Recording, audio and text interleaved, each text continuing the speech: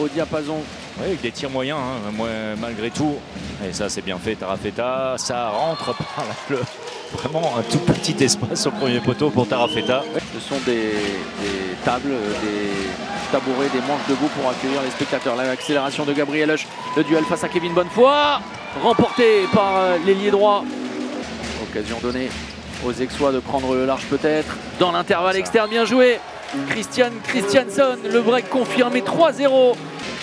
La sortie de Machinovic pour peut-être le premier but après 8 minutes. Incroyable, ballon perdu. Pas de gardien avec Karl Conan, tranquillement, 4-0.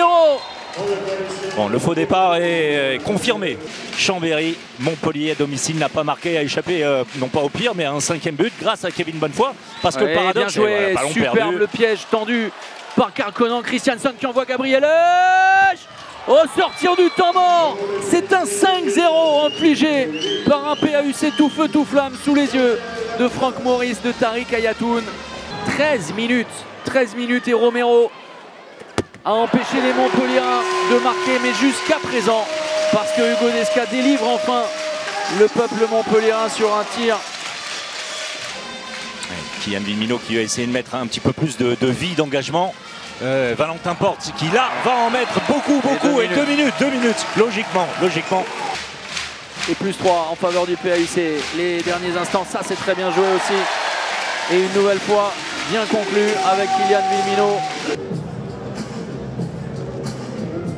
Dans ce début de seconde période, ou alors sur les côtés 2 et 5 qui sont des postes qui demandent beaucoup de métier. La bonne défense alors, et Brassler 2-2.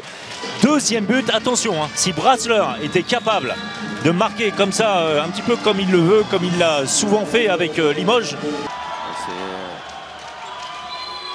Oh là là, le passage en zone, c'est dommage parce que alors, le ballon lâché par Tarafeta était absolument délicieux. Et derrière, le bulldozer, tout est à refaire pour le PAUC. Le problème, c'est qu'à un moment, il va falloir présenter du danger. Alors Mike Brassler le fait très bien. Tarafeta est capable de le faire, même s'il est contré. La contre-attaque.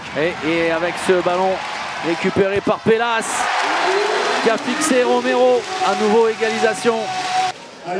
Et s'il n'encaisse plus de but, ça marche aussi. Karl Conan. Mais alors la défense, voilà. La défense avec Duarte, avec Arthur Laine. Voilà une nouvelle balle de match. Villemino, impeccable. Romero, lui aussi a été un des meilleurs Montpelliérains ce soir. Et pour valider tout ça, c'est cette défense face à une équipe de Montpellier qui a été en difficulté. Oh, c'est à la limite de la faute offensive. Et Hugo Desca qui entretient l'espoir avec Gabriel Husch. Pas de solution pour l'instant. Ouais, et ça va être sifflé. Gabriel Husch. Et l'arrêt de Kevin Bonnefoy. Il reste 6 secondes. Avec Diego Simone, demi-tour contact, Valentin Porte, le capitaine. Oh, le dernier arrêt de Romero. Le héros de l'après-midi. Le héros du dimanche soir. Le héros du PAUC. Cette sainte victoire qui s'offre à Aix-en-Provence. Victoire 28-27, tellement méritée. Après un combat de tous les instants, une détermination hors norme. Oui, on a vraiment été remarquable par notre lucidité, notre sérénité sur notre base du jeu qui est la défense. On a commencé avec une intensité, c'était bien. On a été assez précis sur tous les détails qui nous ont manqué contre Chambéry. Donc on peut être fier de cette victoire. Ouais, parce qu'on attendait aussi un gros retour des Montpelliérains en début de seconde période notamment.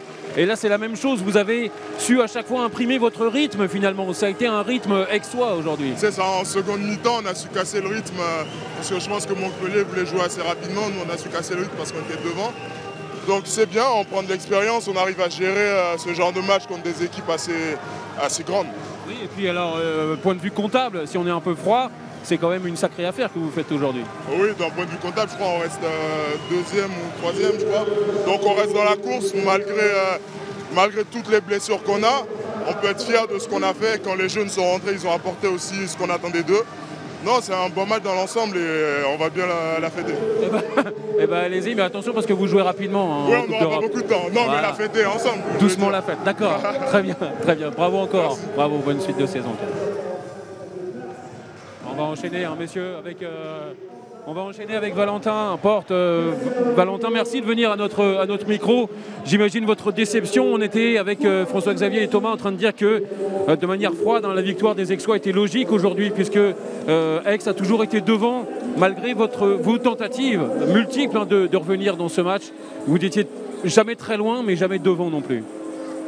Ah ouais, c'est logique quand une équipe mène tout le long. Après, ce qui nous manque, on a 3 ou 4 occasions pour revenir à égalité, en plus sur des shoots, des immanquables, des contre-attaques, choses comme ça. Moi une fois, Lucas, Hugo, enfin. Et souvent quand on rate 2, 3, 4 occasions comme ça, on se fait souvent punir. On en a une à la fin encore. Je dois le mettre tous les jours, c'est un shoot facile. Ça nous aurait un petit peu limité la casse. Après, j'ai cru tout le long, je savais qu'on était capable de le faire, mais à chaque fois il nous a manqué un petit truc, le gardien. De sérénité en défense, voilà, il nous a manqué toujours un petit truc et on le paye grave. Ouais, c'est une espèce de résumé de la saison de Montpellier finalement, de ce match-là, parce que vous n'êtes jamais loin, vous jouez bien par intermittence, vous avez des trous par intermittence aussi, et finalement ça se paye au bout. Ouais, c'est ce que disait le coach dans les interviews, on est capable comme à Nîmes de mettre de produire vraiment un jeu très intéressant. Avec beaucoup de sang-froid, mais ce qui nous manque, c'est la régularité sur plusieurs semaines, sur plusieurs matchs affilés. Ouais, on est capable d'être au top et on est capable de toucher aussi, d'aller dans les abysses parfois. Et le début de match, il est cataclysmique. Alors, et on le paye tout le long du match, même si encore une fois, j'y ai cru. Et voilà, on gâche un peu la fête. C'était une belle fête de retrouver le FDI Stadium ce soir, le public, tout ça. Et franchement, ça fait très très mal à la tête. Bon, il y a un peu de temps pour se remettre, la Coupe d'Europe qui va venir aussi pour repartir de l'avant, parce que c'est ça aussi le principe. Ouais, mais on savait que le mois de novembre, on avait 3 semaines là, monstrueuses et qui pouvaient coûter cher dans les 2 compétitions, notamment avec le déplacement à Nîmes dans la semaine, que des adversaires directs en championnat, que ce soit Nîmes, Aix et Chambéry. 2 matchs contre El Verum, qui est vraiment une équipe en forme en ce moment, donc ça peut aller très vite dans les 2 compétitions. On commence mal notre parcours du combattant. C'est comme ça, la saison reste longue, on va redémarrer, on va essayer de faire mieux et dès le match à Chambéry la semaine prochaine. Merci beaucoup, merci, bonne suite de saison.